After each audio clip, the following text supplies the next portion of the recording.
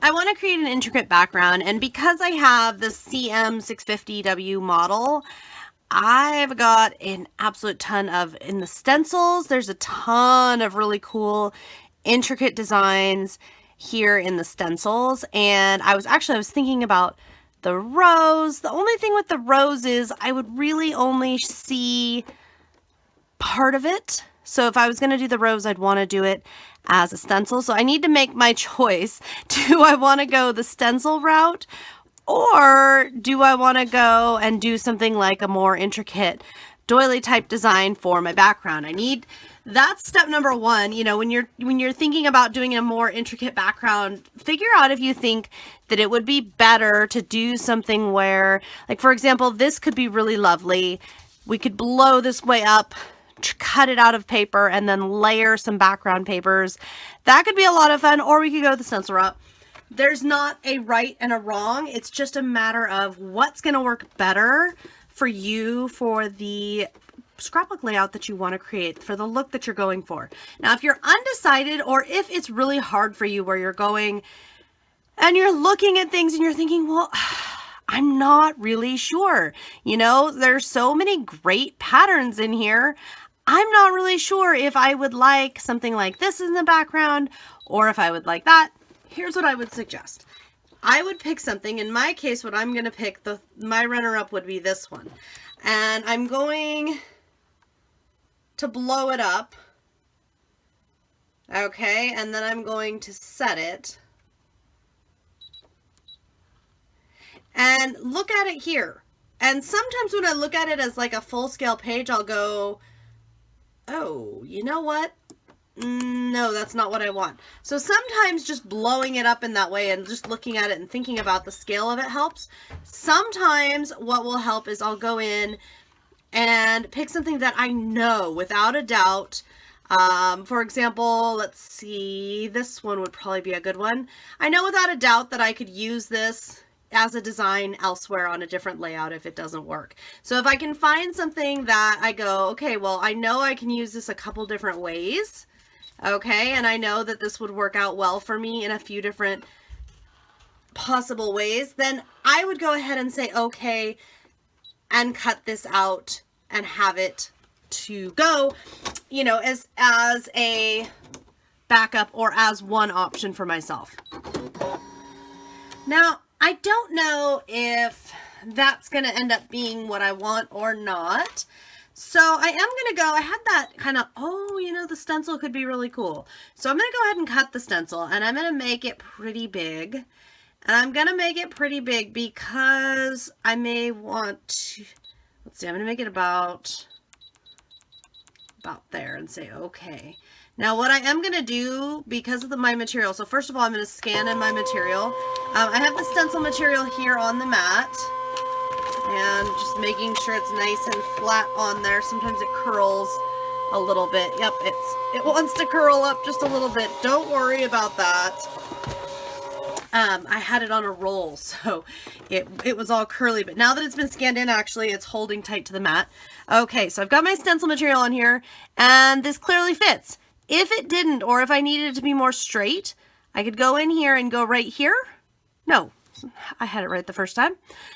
And I could just do like a 10-degree turn, or a little more, a little less. I want this centered in here because I'm going to use it as a stencil. At least that's my idea. Say okay and cut. Guys, the scan and cut makes my scrapbooking so easy. I could also cut out some little flowers, some little hearts and little decorations. And if I didn't have some sitting around right now, I would do even more. But really, there's so many options here for my scrapbook. I'm going to go ahead and go with this one, and then we can assemble this page. Now, because this is going to be large scale and I want it to be kind of a background element, I'm going to go ahead and put my stencil material down. I'm not going to press hard at all. I really don't need to because it's sticky on the back. Now, if you didn't use the sticky back material, the stencil material that Brother makes, what else could you use? Guys, you could use whatever you've got. Honestly, use whatever you've got. I'm going to use some hot pink ink and a little foam blending here. And I'm going to go with the rose first. Whoops, I have to put that upside down to pick it up. I'm going to go with the rose first, and I'm going to tap. First, you'll notice that there's some lines. Don't worry about those if you're going to go with ink. Could you go with paint? Could you go with other materials? Yes. I'm going to go with the rose, and I'm not going to do this side. And if you're wondering, well, why in the world would you do that? I'm not going to do that side because I'm going to do that side elsewhere, and I'll show you what I mean in just a second. I am going to keep it really strong in the center and then just kind of work my way out. Okay, and let's see. I'm going to go strong again here. If I get a line, I'm just not worrying about it because I can just kind of tap this out and blend it.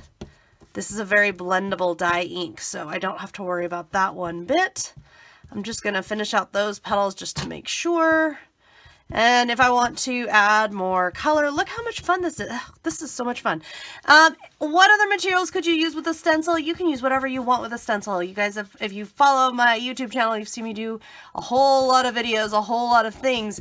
You could do inks, you can do pastes, you can do gels, you can do a lot of stuff with your stencils. I like ink and this dry application method for scrapbooking because I don't want to mess with a whole lot of fuss when my with my scrapbook, with dry times and with paper warping. I want to play around a little bit with like darker in some areas. I like doing that. Okay, I also like doing some blending. Other than that though, guys, I like to keep it real simple. And so I'm just going to repeat this with green on the leaves, although I'll keep my ink fairly handy. So I just have to get out my green ink. Let's see here. Some green ink. And again, another tool. And I'm just going to repeat this, only this time just these leaves on this side. And I like that the stencil material is self-adhesive for this one because it's kind of a detailed, it's a real detailed stencil. I like that it's so detailed because I think, and I like that it's self-adhesive because I think that that really helps me here. And I'm going to make these pretty dark, like so. Okay. Then just gently lift. Now, so just a note, this isn't super, super sticky. It is sticky, but it's not so sticky that you're going to have a lot of trouble. And you can see, look how fun that came out, okay?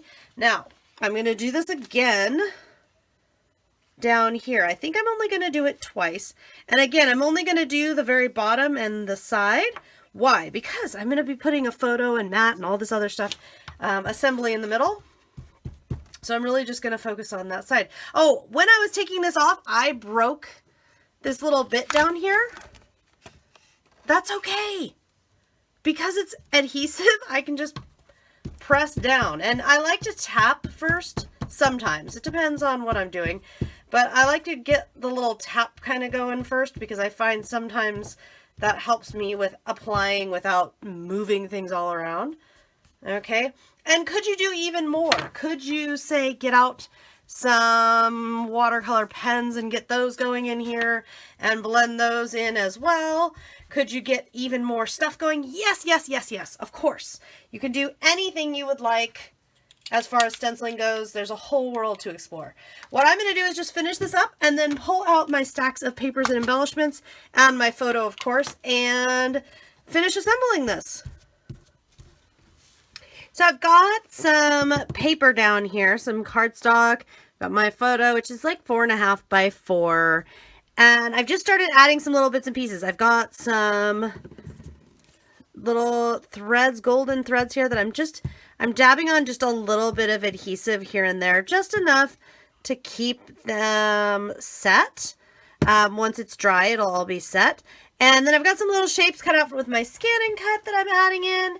And now I'm just adding dimension, okay? So I've got some sequins, gold and white, and I'm just going to add my journaling in here, the story of how we We didn't tell Miss Rebecca where she was going to be having lunch, and she ended up having lunch with princesses in the castle and how much fun that was. So I just need to add that in and add a few little touches.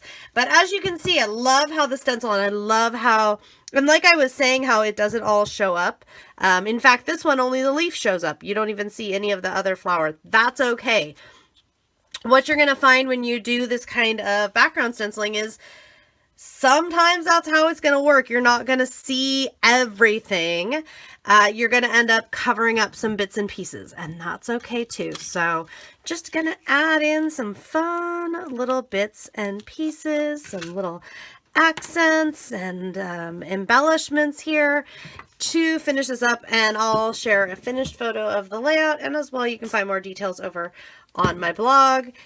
This has been so much fun and such a great reminder, not only that I need to take a little more time for my scrapbooking, but also that the Scan and Cut can help me with my crazy, wild ideas. And when I have been avoiding a page such as this one because I don't really have anything like Sleeping Beauty themed, well, guess what? I ought to pull out my Scan and Cut, take a look at what's in there, because in this case, well, I had that rose stencil just perfect for this layout. So it's just a really good reminder to use that tool for all my crafting, scrapbooking to mixed media and everything in between.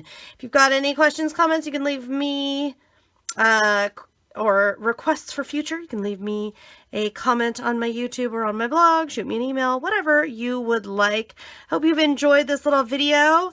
I will see you next time.